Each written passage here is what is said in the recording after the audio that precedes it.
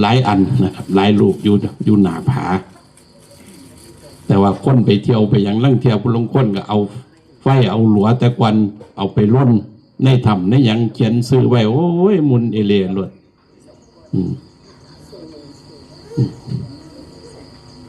เพราะนั้นก็แต่บุกเบิกขุดปากถ้ำออกช่องจานมีว่ามาอยู่กลออกลงตาอมกับมาอยู่ลงตาเมอกับมาอยู่หลวงปู่ศิลกับมาอยู่หลวงปู่สอยนี่อยู่ลนกมูมาอยู่นี่พ่อแม่ครูบาอาจารย์หลายๆองค์เป็นมากมาเฮ็ดมาทำมาเทศกำแพงหลวงปู่ขันตี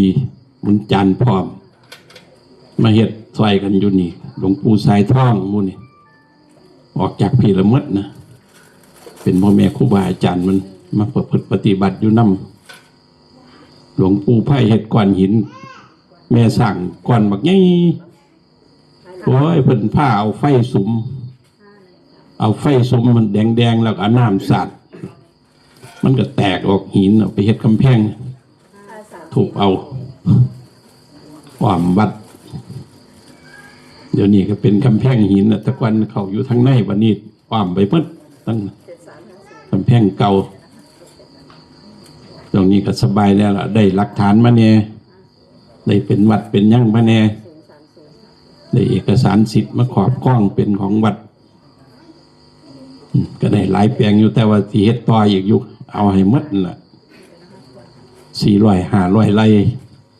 แต่ว่าท่านผู้เพิ่นเขาก็บอกออกให้เพิ่นว่าเอาเท่าใดก็เอาทั้งหลังทั้งผู้บ่มีผู้ใดมาญาติดอกก็เฮ็ดไว้เพื่อเป็นหลักฐานซื่อๆหรอกก็ว่าเป็นของวัดอยู่แล้วอันนี้ก็เราสู้พ่อแม่พี่น้องเขาได้ฟังกันพอที่ไปที่มาเป็นจังไดนะอิมานิมะยังพันเตอิมานิมะยังพันเตพัตตานิบังสกุลาจิวรานิสัพพะริวรานิภิกขุสังคัสสะโอโนชยามะสาธุโนพันเตภิกขุสังโฆอิมานิภัตตานิบังสกุลจิวรานิสัพพะริวรานิปฏิคันหาตุอัมหากังทีฆรตังหิตายะสุขายะข้าแต่พระสงฆ์ผู้เจริญพวกข้าพระเจ้าทั้งหลายขอน้อมถวายภัตตาหารพร้อมผ้าบังสกุลและของบริวารทั้งหลายเหล่านี้แด่พระสงฆ์ขอพระสงฆ์จงรับภัตตาหารพระบังสกุล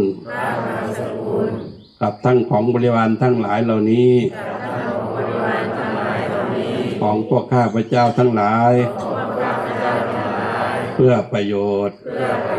และความสุขแก่พวกข้าพเจ้าทั้งหลาย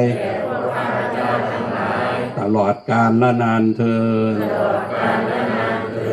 สาธุพิธีบังสกุลเอาคำถวายสิ่งของตุปัจจัยที่ถวายมาแล้ว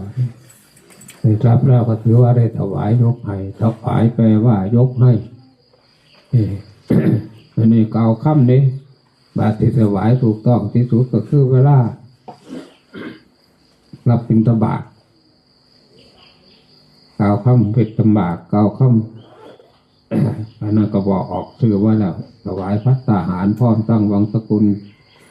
จีวรบริวารทั้งหลายเหล่านี้เด็นี่กล่าวคำเรื่องท่านที่นี่บุญยังประทันได้ทำปฏิภาทำบุญตะกอนตัว กล่าวคำนิมนต์กล่าวคำอาราธนามากก็เพื่อว่ามาให้เป็นประธานในการทำบุญเป็นประธานบ่ผ้าทำบุญประธานกับผ้าลูกหลานหลงทางเองเป็นตัวเพราะฉะนั้นเห็นความสำคัญบุญผู้ประทานอยู่ในบุญกันว่าอยู่ในบุญก็ไม่ได้เหลือโดนไปนี่หรอกก็ว่าเอาบุญมาสอนลูกหลานจะเอาอย่างไรสอนตาท่านกับหลงตาท่านเป็นตัว นับเข้าไปทำบุญตะกอนนั่งตัวตรงๆยกมือขึ้นใส่หัววางมือซ้ายบนตักมือขวาทับมือซ้ายทำคำติดเตือนและก็คำโบราณของพระพุทธเจ้าบอกว่าปิดหูซ้ายขวาปิดตาสองข้างก็คือรับตาเอาไว้ปิดปากเสียบ้างพบปากพบเบาแล้วนั่งดูลมหายใจเข้าออกแล้วนั่งสบายไหมเห็นยังที่สบายเท่าเบื้องลมเข่าลมออกนั่นมันที่สบายก็เบื้องลมเข่าลมออกลมเข่าลมออกเห็นลมเห็นใจเห็นสวรรค์ในอกนรกในใจนั่นคำของพระพุทธเจ้าเพิ่นเตือนไว้ตั้งอกตั้งใจเบิ่งลมเข้าลมออก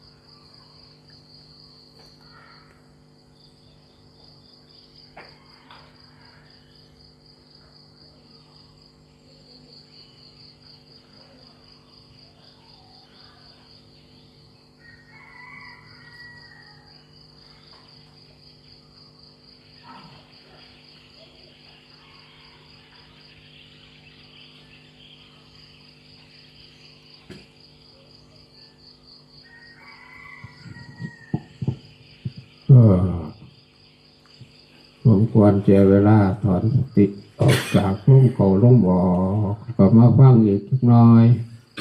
เพราะเป็นแนวทางแห่งการปฏิบัติอันนี้ปฏิบัติไปแล้วก็พอรู้จักแนวทางอีกก็เลยที่ขานได้ต่อไปบัดการรู้จักแนวทางแห่งการทำบุญ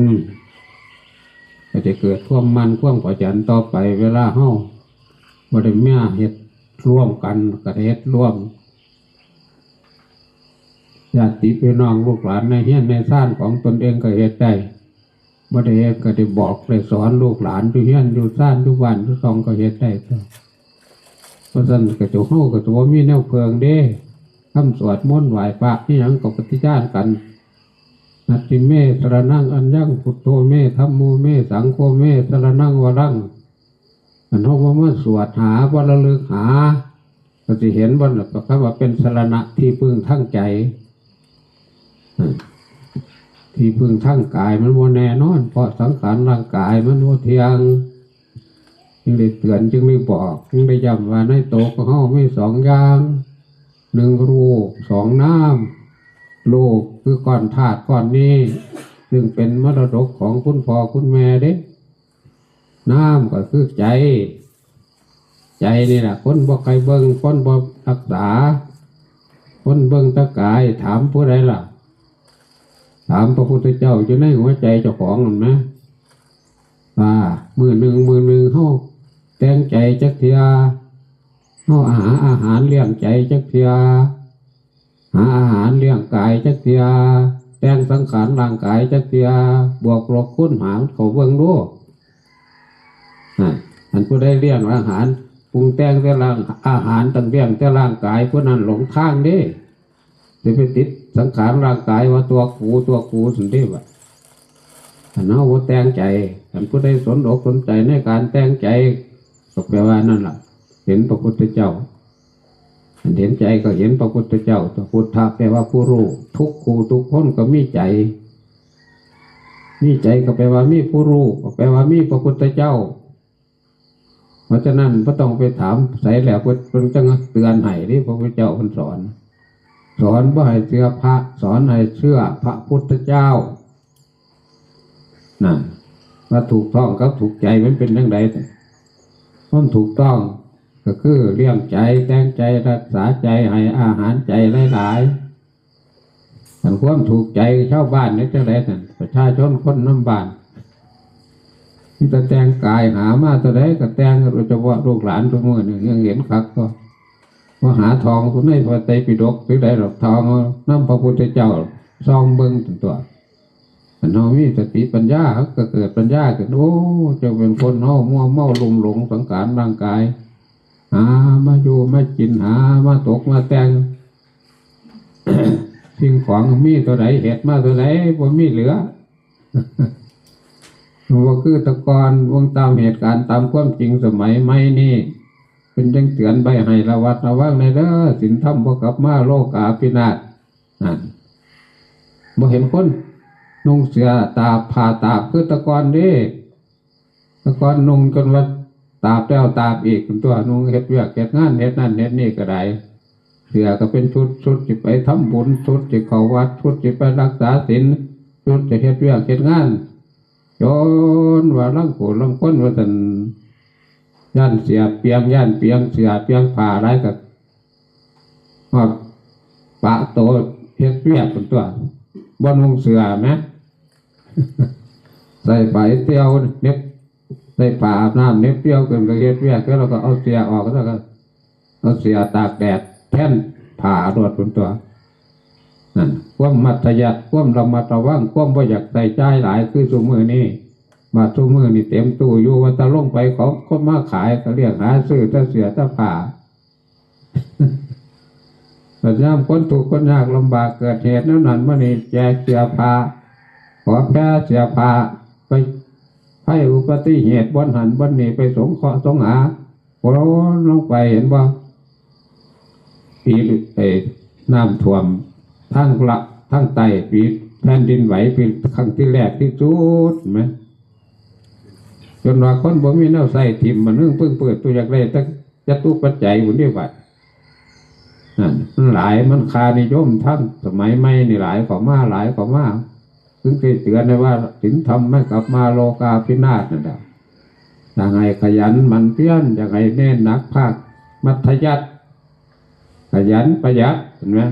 ก็จะใส่หรูหรากลุ่มผู้หลายเนี่ยพอเป็นตาใส่ก็จะใส่หลาย ว่าเรียกได้ทุกมือนี่มันมีจุดดอกว่าหามาอย่างก็บอกว่าซื้อมาประดับประดามาตกมาแต่งน่ะแต่แต่งอย่างละส่วนมากก็มีละแต่งกายกันสันเทพเลยจึงได้เตือนจึงได้ย้ำอย่างไรแต่งใจพระเจ้าประสงค์เพื่อกันใส่ผืนเดียวเขาบ้านก็เลี้ยงอ้อยห้อยเจ้าวัดก็เลี้ยงอ้อยห้อยไปบิณฑบาตก็คือจังพวกมีแนวใส่พุ่นพวกอื่นก็อยากแต่งตีอ่ะโตดูแล้วคุ้มไหวหลายบางปู่บางก้นหาค่าอาหารบ่มีก็มีค่าแนวแต่งโตแต่งประดับประดาวัตันโอ้ยนั่นแหละพอใจของเฮาแต่เยอะแต่ย่านไปทางที่โลกจะเลื่อนเกินไปศีลธรรมก็ได้เสื่อมว่าได้เสื่อมออกจากหมู่บ้านถ้าเหตุปัจจุบันนี่เสื่อมออกจากหมู่บ้านเราเด้ค กฎระเบียบบังคับผู้ที่บ่อยากมีพระพุทธศาสนาก็มีอยู่ซะแล้วอันสิเฮ็ดจังไดสิเพิ่งอันใดบัดเอา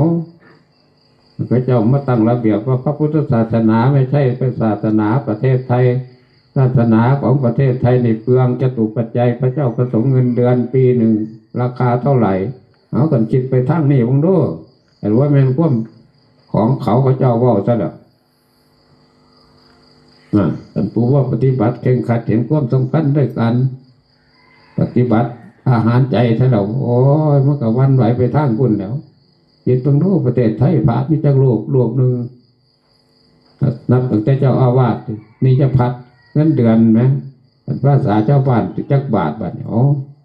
นี่จักวัดนี่จักเจ้าอาวาสร่องเจ้าอาวาสเจ้าคณะตำบลร่องเจ้าคณะตำบลเจ้าคณะอำเภอร่องเจ้าคณะอำเภอมีแต่นี่จะพัดทั้งนั้นตัวได้ประโยชน์ที่อย่างน้ำพระเขาที่ว่าไปทั้งสิ้นแล้วโอ้ยจังไหนเฮาที่มีวันดูบัดเพราะอันไหนล่ะตามเหตุผลนี้ของพระพุทธเจ้าเป็นว่างพระพุทธศาสนาหา1,000 ปีนี่เครื่องกลางมากก็เป็นจังซี่แล้วถ้าก่อนไปอีก2,000 ปีนี่สิเป็นไปจังไหน2,000 กว่าปีผ่านมาเป็นจังไหนเฮาเกิดมาอายุเท่าไหร่ว่าท่านถึง100ก็เป็นอยู่จังซี่แต่ละปีเปลี่ยนไปก็เข้าใจว่าธรรมของพระพุทธเจ้าเป็นจริงกันตัวเพราะว่างไว้หา1,000 ปีไหมที่ค่อยเสื่อมไปเสื่อมไปรักพระพุทธศาสนาพอเสื่อมแต่คนเสื่อมเนี่ยเอาลองมึงรู้ถามพระพุทธเจ้าอยู่ในหัวใจมึงรู้เหตุการณ์บ้านเมืองของเข้าตัวเมืองดูเล็กน้อยลูกเต้าหลานเด่นดูก็เห็นไหวพระสวดมนต์จักเตียดิเห็นพระเจ้าพระสงฆ์ก็เห็นเขาหลบมือใส่จักเตียดิเขาหลบมือใส่แต่โทรศัพท์คนละมันจะเป็นนาสลดทั้งเวทว่าเพราะฉะนั้นถึงทางเดียวเนี่ยเขาติดว่าสนอกสนใจคือพึ่งตนเองตนนั่นแหละไม่ได้พึ่งของตนเตือนตนไม่ได้ใครเล่าจะเตือนตนก็คือเตือนพระพุทธเจ้าจะได้หัวใจเจ้าของตัวว่าเฮ้ามือนี่เฮ้าเลยทำบุญบ่หรือมีแต่ทำทานสิ่งของเฮ้าว่าก็เอาไปเมื่อกี้นี่เป็นของท่านดิเป็นอามิสบูชาดิปฏิบูชาคือการกระทำหลวงปู่กับพระนางเบิ้งเฮ็ดแก้วนั่นเด้อันปกติขันหลวงปู่ว่าพระทำอะไรเฮ็ดเพื่อทุมือก็ถามใจเจ้าของก็ไปนั่นแหละถามพระพุทธเจ้ามื่อนี้เอาตื่นขึ้นมาได้เฮ็ดหยังได้แต่งใจบ่คือแต่งตะกายหาอาหารมาเลี้ยงใจบ่คือหาอาหารเลี้ยงกายเป็นหนังว่าพระท่านได้เฮ็ดกับเฝ้าทำเฝ้าปฏิบัติก็โดยเฉพาะสิ่งของทุกสิ่งทุกอย่างนี่ลูกเต่าหลานเหลนก็ว่าจะให้พุทธเฒ่าพุทธแก่ยุ่งวุ่นวายปานใดหรอกโอ้ไปไงอยู่มีแห้งก็วัดจำศีลภาวนาซะอยู่สบายซะลูกหลานที่หามาให้อยู่ให้กินให้เฮ็ดให้ทำให้อยู่สบายดอกบางแห่งบางบ้านบางครอบครัวก็มีจังสันก็มีอยู่อันเราเฮ็ดจังสันเขาก็เน้นนักภาคปฏิบัติเขาหลายปฏิบูชามีภาระนิสงส์ตลอดใส่เป็นตัวปุญญานิปรโลกัสมิงนั่นน่ะบุญเป็นบุญที่พาไปแต่ที่ไปโลกหน้าขันว่ามีบุญบาปปรโลกัสมิงผู้ใดจะอยากได้บาปไปสั่นมันเกิดยากแต่แท้การได้เกิดมาเป็นมนุษย์การได้พบพระพุทธศาสนาเป็นลาภเป็นประเสริฐที่พบหลวงพ่อแล้วที่ปล่อยพระพุทธศาสนาออกไปจากใจของเขาตลอดเขาก็หาที่เกิดยากกันตัวทุกที่สุดคือหาที่เกิดแต่เนี่ยขันบ่มีศีลธรรมเป็นทีเรื่องจิตใจเขาก็จะได้บาปปรโลกตะเม่งดิขันเมตถ้าเราก็เข้ากับพระเดชห้องขอผู้ใดดิร้องขอกับพระเจ้าม่านจะได้หัวใจมีพระพุทธเจ้าอยู่ในโตจกอ่องแล้วก็ให้พยายามใครควนว่าโอ้พระพุทธเจ้าเป็นจังว่าเสียพระตัวให้เสียเจ้าของให้คิดอ่านไขควรกันเท่าปฏิบัติถูกต้องตามหลักของพระพุทธเจ้าเขาก็เตือนเจ้าของได้แต่ได้แบบนั่นเองนัตถิเมสรนังอัญญังพุทโธเมสรนังวรังพระพุทธเจ้าเป็นสรณะเป็นที่พึ่งอันอุดมของเราเด็กขันว่าซื่อๆว่าเบิ่งบ่แล้วก็พระพุทธเจ้าก็เลยบ่เห็นเขาก็เลยบ่เห็นพระพุทธเจ้าบ่เห็นผู้รู้เห็นผู้รู้ก็เห็นพระพุทธเจ้าตามคำแปลเป็นแปลมาพุทธะแปลว่าผู้รู้ ผู้ตื่นผู้เบิกบานนี่แหละอยากให้เข้าใจนี่ก็เป็นมือสำคัญหลายเติบโยกตนญาติโยมญาติพี่น้องทั้งไกลทั้งไกลโอ้ยเต็มสถานที่คิดว่าถือว่าเต็มสถานที่เต็มไปหมดทั้งไกลทั้งไกลได้เสียสละมาในน้ำสถานที่พ่อแม่ครูบาอาจารย์เป็นดูเป็นปฏิบัติธรรมมาสามารถที่ดึงดูดน้ำจิตน้ำใจผู้มีจิตท่าเลื่อมใสในป่าในดงน้ำถ่ำน้ำเหวภูเขาเล่ากาเนี่ยเป็นแนวทางของผู้แสวงหาบุญกุศลโดยเฉพาะคำว่ามาทำเหวตามคำสอนของพระพุทธเจ้าสอนในพระภิกษุสงฆ์บวชก็มาแล้วแสวงหาศีลธรรมน้ำผู้เขาเล่ากาเงือบหินเงือบผาตามถ้ำตามเหวนั่นเด้เพิ่งกระแสแสวงหาหลวงพ่อได้มาเว้าอยู่นี่ก็ได้แสวงหาอยู่นี่คือกันนะมาอยู่ผู้เดียวในป่าในดงเคยอยู่ทำทงให้ตรงหน้าหมูพวกหลายๆบอกว่าก็ลงน้ำถ่ำน้ำเหวโอ้มันหนูแลนดื้อๆก็ว่าเสียงเสียผลความยานแต่ว่าเอาอย่างแบบความอดทนเด้พระพุทธเจ้าพูดว่าให้ยานดอกหาศีลหาธรรมพวกรักษาได้จริงก็แผ่เมตตาหาอยู่หาจิตให้ทำสามแปลงตามอัตยาศัยของสัตว์โลกนี่ผู้ปฏิบัติศีลธรรมก็แสวงหาศีลธรรมตามแนวทางของพระพุทธเจ้าอธิษฐานจิตใจจนโน้มพวกออกตนญาติโยมโลกหลานญาติพี่น้องคิดต่อยห้อยตามน้ำมาปฏิบัติถูกลูกหลานผู้จากแนวทางกับมาปฏิบัติแสวงหาความสงบสุขเล็กๆน้อยๆว่าเป็นอย่างหรอขอให้ตั้งอกตั้งใจแนวทางตรงไปตรงมาให้ดูได้รู้ได้เห็นโดยเฉพาะความดำริในใจนั่นแหละอันบ่มีความดำริว่ามีทุกข์ตกมีเหตุผลอยู่ควรจะได้รับประโยชน์ถ้าเราเขาก็บ่ได้มาน่ะ นี่ก็ต้องจับเหตุผลแนวทางที่พาไปทุกไปเมืองหน้าด้วยอำนาจบุญกุศลของตนโยมทุกหลานญาติพี่น้องแม่ที่แม่ขาวพระเจ้าประสงค์ได้เสียสละมาร่วมกันทั้งบุญป่าป้าที่ทำเอาร้านแสดงออกขึ้นพร้อมปองดองสมานสามัคคีน้ำหนึ่งใจเดียวกันมาทำบุญกุศลเป็นบุญกุศลบุญกุศลของคุณพระพุทธเจ้าคุณพระธรรมคุณพระสงฆ์พร้อมสิ่งศักดิ์สิทธิ์ทั้งหลายในสากลนรกนี่ก็จงมาร่วมกันจงปกป้องปกปักรักษาอดตนในน้อมลูกหลานญาติพี่น้องไปที่แม่ขาวพระเจ้าพระสงฆ์จงมีแต่ความสุขความเจริญสุขกายสุขใจเดินเท้าด้วยความสะดวกสบายตลอดปลอดภัยนึกถึงไหนปรารถนาถึงใดกันงานถึงไหนว่าจงสำเร็จจงสำเร็จโดยเฉพาะในหลักธรรมคำสอนของพระพุทธเจ้าอันถินบรรพะเขาวัดตั้งสมาธิเจริญเมตตาภาวนาตามแนวทางของพระพุทธเจ้าเบื้องลมเขาลมออกแล้วก็จงมีดวงจิตดวงใจได้เห็นมรรคได้เห็นผลได้เห็นสวรรค์ได้เห็นปณิพพานในปัจจุบันในชาตินี้เถิด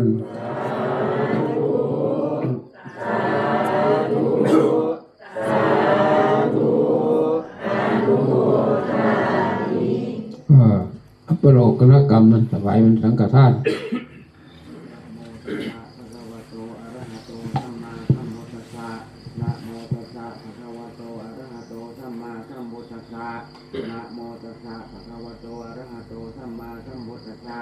ยะเทปันเตสังโฆญาณโตพยังปัตมาภาโพเทระสะปาภูนติอาวาเสธาภาตัมหาตังปาภูนโตทิภูจะสามเณรจะอากายะยะธาโตขังปริปุญชันโตสาธุอันนี้ผู้รักษาธุคือหน้าที่ของพระสงฆ์แต่ว่าจะย่อมภาษาธุได้อยู่จะได้รับของ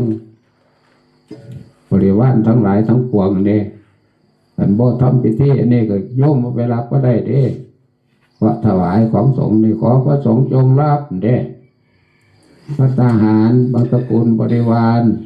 ทั้งหลายเหล่านี้แก่พวกข้าพเจ้าทั้งหลายเพื่อประโยชน์และความสุขแก่พวกข้าพเจ้าทั้งหลายขอพระสงฆ์จงรับบ่ว่าขอญาติโยมรับด้วยว่าที่คำกล่าวพระตรันตกมากล่าวคำแปลออกมาเป็นตัวบางแห่งพระสงฆ์ก็สนใจบางแห่งพระสงฆ์บ่สนใจกันบ่สนใจโยมกับกินของสงฆ์ตลอดไปเราผูกถือขังโบราณตัวนี้บ่ใครกินได้ป่ะเนี่ยแปลว่าสังกัดสะแล้วแต่ว่าทุกมือเขาไม่ได้คิดหรอกขอแต่มิตรหน่อยแต่แน่ตัวเพราะว่าคำกล่าวมันอยู่กับเจตนาของญาติโยมเขากล่าวออกมาเด้กล่าวเป็นสังฆทานก็เป็นของสงฆ์ทั้งหมด ญาติโยมบ่มีสิทธิ์ตู้ปัจจัยมื้อนี้เอาไปใส่ไปสอยไปรอกระแลก็เป็นของสงฆ์หมดมันทำเป็นสังฆทานแจกออกมาแล้วก็พระสงฆ์ญาติโยมพระฤหัสเดพระเน้นภิกขุจะสมณเณรได้จะมันมีเน้นด้วยก็ก้าวก็ว่าข้ามน้ำมันโบนนิเมนก็ว่าเป็นน้ำภิกขุจะกฤหัสถจะยะธาสุขังปริปุณจันตุเพื่ออะไรของเศษของเด่นออกจากพระเจ้าประสงค์ออกตนญาติโยมก็มีส่วนร่วมได้รับเสียสละออกจากตรงนี้ก็ว่าเป็นของสงฆ์เสร็จแล้วได้ประโยชน์แล้วต่อไปตามอกลมใจระลึกไข่พรรับพรหรือตรวจน้ำอีกภาษาคานิยมนี่ก็คือการตรวจน้ำใจเพราะให้เอาตรวจน้ำธรรมดาน้ำธรรมดาเลยพอถึงเลิกพอคือน้ำใจนี่พอตรวจลงไปหมดนี่ก็จะดินก็แห้งเข้าเดียวหมดจ้อยเนี่ยตรวจน้ำใจเราลึกถึงปุ่นเพราะว่ากระพุ่มปุ่นเราลึกถึงปุ่นเวกีมหานรกคือลึกวันใดตกทุกข์ในยากลำบากตักต่ำอยู่ต่ำๆก็จะได้รับต้นตัวพอเข้าเฮ็ดบุญดิว่ามันเฮ็ดตะท่านจะซื้อได้กองบุญก็เฮ็ดกองบุญกองท่านระลึกบุญกูให้ไปญาติพี่น้องเพื่อความสุขเพื่อความเจริญผู้ลมหายไปจากไปพ่อแม่พี่น้องปู่ย่าตายายลมหายตายจากไปรับทราบส่วนบุญแต่ก็มารับเอาตัวเฮาอุทิศให้ว่าเฮามีดอกเด้แต่เฮาบ่มีเฮาก็บ่มีน้อยสิส่งไปให้มันก็บ่สมควรนั่นตัวนึกผ้าเฮ็ดให้สมบูรณ์แบบทำบุญทำทานทำบุญใส่บาตรไปวัดทำบุญใส่บาตรนะแต่ว่าเขาก็ไปควงออกไปทำบุญทำทานของสำหรับทั้งกายบุญสำหรับทั้งใจได้เหตุเหมือนทุกแนวแล้วอุทิศไหนก็ได้รับท่านระลึกช่วงระยะหลวงปู่ยะถาระลึกน้ำใจตัวน้ำใจยะถาวาริวาปุราบาเรปุเรนเดสากลังเอวเมวัยโตดินังเปตานังอุปกปติอิสิตังปฏิตังตุมังกิปเมวะสมิจจตุสเพปุเรนตุสังกปาจันโทปนาราโสยะธามณีโชติลาโสยะธา